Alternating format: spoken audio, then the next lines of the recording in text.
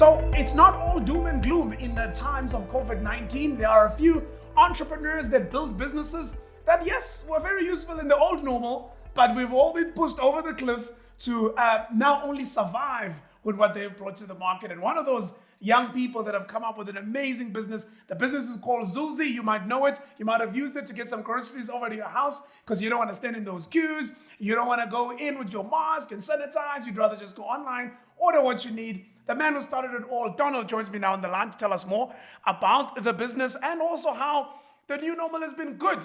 Donald, how are you, boy? I'm all right now, Andile, and thank you so much for having me. Yeah. Most people that I've had on this show, we're talking about the impact on their business negatively, how horrible things have been, how tough things have been, how they need to pivot. I suspect you've had a different experience. Tell me about it. For us, it's been good, I must say. I think for us, we obviously have been preparing for years for groceries. We knew that groceries are going to go online. There was no doubt about it. That was just fast-tracked. I think the whole process was fast-tracked. It just happened earlier, which is great. How did you know it was always going to go online? There's been a lot of signs. I mean, if you look in the US as well, if you look at the likes of Amazon, you look at Walmart as well, they've been investing heavily on groceries, and it's been one of the most difficult categories to get it right. The signs were always there that every e-commerce platform has to get it right, And for us, we saw it as something that we can take advantage of. And also, I think if we start with the most difficult categories, such as groceries, it makes it easier for you to do other stuff, if you want to. So is groceries more difficult than takeaway? Yeah, it is. It's more difficult. It's one of the most complex categories. Why? Why is that? So there's a lot of things. Number one is low margins to start with. And you do a lot of heavy lifting. So you have to worry about cold chain, and also the products, they come in different forms. A banana is not just like a banana, Whereas if you're in online, you want to buy a TV with this barcode, it just comes in one form.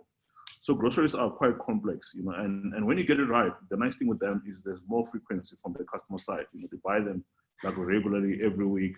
And once you have a customer who's coming to your platform every time, then it's easier for you to upsell and sell other things as well. I see. So that's why all the big guys, the big giants, they cannot ignore it. You have to get into it, even though sometimes you find that the unit economics are very difficult to make it right. But the fact that it actually, you have the customer, you own the customer once you have an online grocery platform that works. So if it's that obvious, why didn't everybody do it? And why did you succeed in it? Look, I don't think it was obvious. It wasn't obvious, even for retailers as well. That's why some of them were not doing it. It took them some time for them to realize that that's a space that you can't take for granted. I think the key thing here is people have to look into the future. A lot of people look as to what's happening today. They don't imagine how things would look like in 5 years, 10 years from now. And that's why a lot of people would not have entered the grocery space by just simply looking at the margins and looking at the now.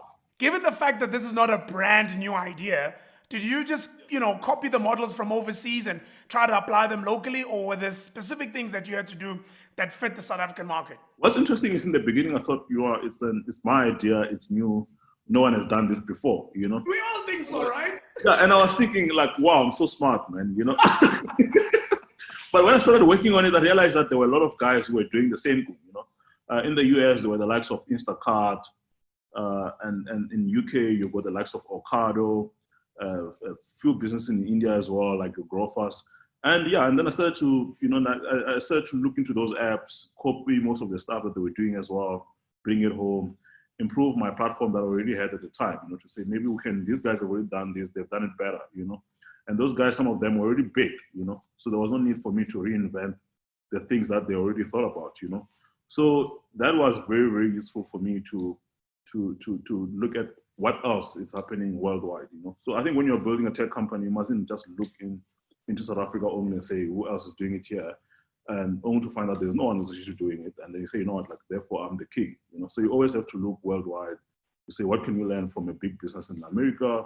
And also, I think if you look at COVID as well, I think COVID should teach everyone that whatever is happening in China and US is coming here, So you can't just sit and relax and say, no, it's just China, I mean, in December, we're just listening about this COVID-19 and thinking it's not coming here. But we are in a global world, and you have to make sure that you are in touch, you are connected to what's happening everywhere. How did you make sure you were not overwhelmed as you rolled out this thing? Because on the one hand, it's such a good idea. You may feel like, man, I want this thing to be everywhere. I want it to be in Joburg, in Durban, in Cape Town. Man, I even wanted it in Polokwane, all right? But now I need to raise hundreds of millions, if not more, to kind of launch it all at once. What helped you appreciate that, you needed to launch it in bits like you have? I know you started in the north sides of Joburg, you then covered Joburg, then you focus in the bigger cities, and now, from what I'm told, you've raised some capital, hopefully to scale the business more. Many entrepreneurs don't start because they're worried that this thing is not this idea they have in their minds yet. So, they're going to wait until it's all perfect. I think the first thing was obviously you must expand when you know who your customer is, Sometimes you find that when you start a business, you're not even worried about who your customer is.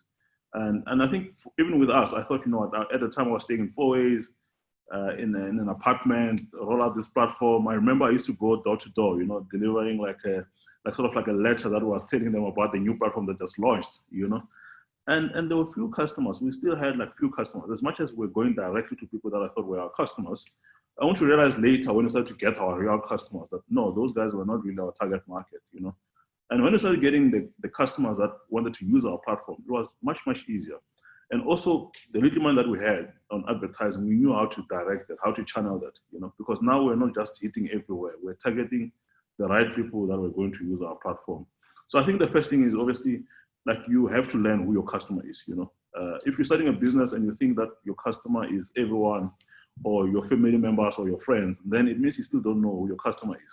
So you have to learn first, Once you have learned that, then it becomes easier for you, Even when you raise money, you're going to waste it because now you know who you should be spending money on, And also, this whole thing of getting customers to go on a platform, you also have to look at the long term. So, if I spend 10 Rand attracting this customer, I'm not going to get it back, How long, is this customer going to stay with me for me to recover all that money that I've spent on advertising? So it's very important for entrepreneurs to understand that part in terms of how much and where am I spending this money? Learn more as you build the platform. Take the data that you have when people start buying and analyze it and say, these are my customers, So for instance, with us, we're very big on moms. So everyone who has a mom, will be using our platform. Obviously, high LSM as well. Our top, they say top 200 customers, they spend over 20,000 Rand a month, So if I were to go anywhere and say, any mom should be on my platform, I could be wrong, because the platform needs someone who is in a certain category as well. So having to understand those things would help you in your business. You've raised some money, presumably to fund the next stage of growth. What's next for you guys? What's going to be next? To be honest, right now I would say we're building an online grocery retail. We've been working a lot with retailers. I think the next step is to take it to the next level where we want to work more closely with the FMCGs.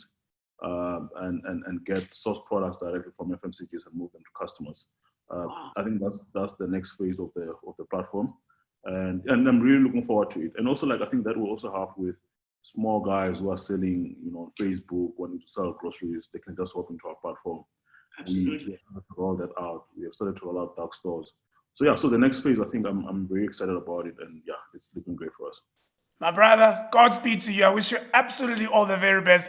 It takes me back to the first time I met you and you were entering do you remember that? Do you remember entering the MTN? Yeah, I remember. The MTN App of the Year Awards? Yeah. Oh, man. So to read up all this stuff about you, to just see how the platform has grown, it makes my heart warm. So I really wish you well, yeah? No, thank you so much. Thank you so much.